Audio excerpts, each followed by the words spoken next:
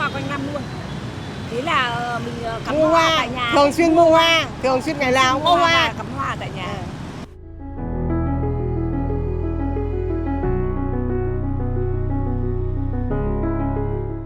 Hoa sáp kia, cô là nhập của Trung Quốc nhiều. Trung Quốc ở đây cũng nhiều người thích lắm, là vì là thật ra là hoa Trung Quốc là màu mè của nó rất bền, rất đẹp. Thế đâm ra là cũng nhiều người ta thích mua đồ của Trung Quốc.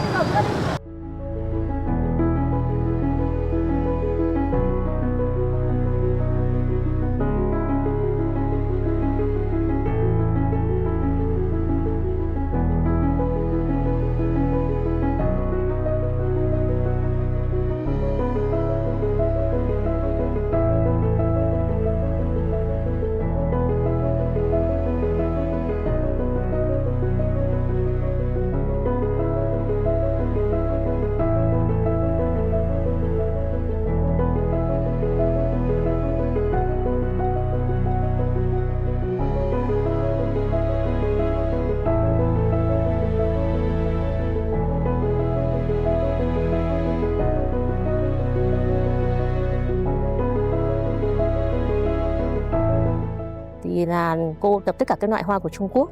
Tôi nhập tất cả, trong đấy thì chủ yếu là hoa hồng này, rồi nhập những cây công trình, cảnh quan công trình này, đều là tất cả là nhập khẩu chính ngạch hết.